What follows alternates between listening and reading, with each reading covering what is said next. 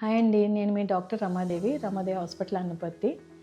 A to Z obstetric and gynaec health సిరీస్లో ఈరోజు letter A for abnormal uterine bleeding. Okay, ఈరోజు మన abnormal uterine bleeding అంటే ఏంటి, దాని లక్షణాలు ఏంటి, కాజెస్ ఏంటి, ట్రీట్మెంట్ టెస్ట్లు ఏం చేయించుకోవాలో గురించి తెలుసుకుందాం. అబ్నార్మల్ యూట్రైన్ బ్లీడింగ్ అంటే ఏంటి? నార్మల్ మెన్స్ట్రల్ సైకిల్ భిన్నంగా అబ్నార్మల్ మెన్స్ట్రల్ సైకిల్స్ అండి. నార్మల్ మెన్స్ట్రల్ సైకిల్ వచ్చేసి 21 డేస్ నుంచి 35 డేస్ మధ్యలో వస్తుంది. 5 డేస్ బ్లీడింగ్ అవుతుంది.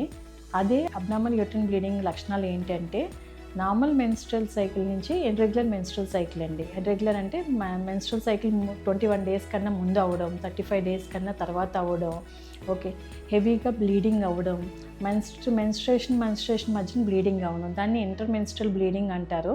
దాంతోపాటు కంటిన్యూస్గా బ్లీడింగ్ అవ్వడం, ఇవే బ్లీడింగ్ కూడా క్లాట్స్ కింద అవ్వడం, దాన్ని ఎక్కువ రోజులు బ్లీడింగ్ అవ్వడానికి కూడా అబ్నార్మల్ యూట్రైన్ బ్లీడింగ్ అంటారు. అదే కాకుండా పోస్ట్ మెనోపాజల్ బ్లీడింగ్ కూడా అబ్నార్మల్ యూట్రైన్ బ్లీడింగ్ అంటారు.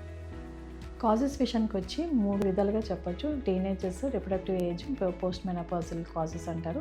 టీనేజర్స్కి వచ్చి మెయిన్ కాజెస్ అంటే పీసీఓడి, ఒబేసిటీ వల్ల పీసీఓడి రావడం, థైరాయిడ్ డిజార్డర్స్, హార్మోనల్ ఇంబ్యాలెన్స్, ఇలాంటి కేసెస్లో ఎక్కువ టీనేజర్స్లో ఎక్కువ చూస్తాం. రిప్రొడక్టివ్ ఏజ్ గ్రూప్కి వచ్చేసేమో మెయిన్ పాలిప్ రావడం, ఫైబ్రాయిడ్స్, ఎడెనోమయోసిస్, ఎండోమెట్రోసిస్, వీళ్ళకి ఎక్కువగానేమో వైట్ డిశ్చార్జ్ కూడా ఉంటుంది. దాన్ని పెల్విక్ ఇన్ఫ్లమేటరీ డిసీజ్ అంటారు. దాంతో సెక్చువల్ ఇంటర్కోర్స్ చేసినప్పుడు కూడా బ్లీడింగ్ అవుతుంది. దాన్ని మేబీ అబ్నార్మల్ యూట్రైన్ బ్లీడింగ్ అంటారు. దాంతోపాటు ఐయుడి ఇన్సర్ట్ చేసుకున్న వాళ్ళు కూడా బ్లీడింగ్ అవుతుంది. ఎక్టోపిక్ ప్రెగ్నెన్సీ, ఇలాంటి కేసెస్లో కూడా బ్లీడింగ్ అవుతుంది. ఇవి కాకుండా పోస్ట్ మెనోపాజల్ బ్లీడింగ్ అని కూడా అంటారు. మెనోపాజ్ ఏజ్లో వస్తుంది. ఇవి కాకుండా క్యాన్సర్లో కూడా బ్లీడింగ్ కనిపిస్తుంది అన్నమాట. సో మనం ఫర్దర్గా టెస్ట్లకు ప్రొసీడ్ అవ్వాలి.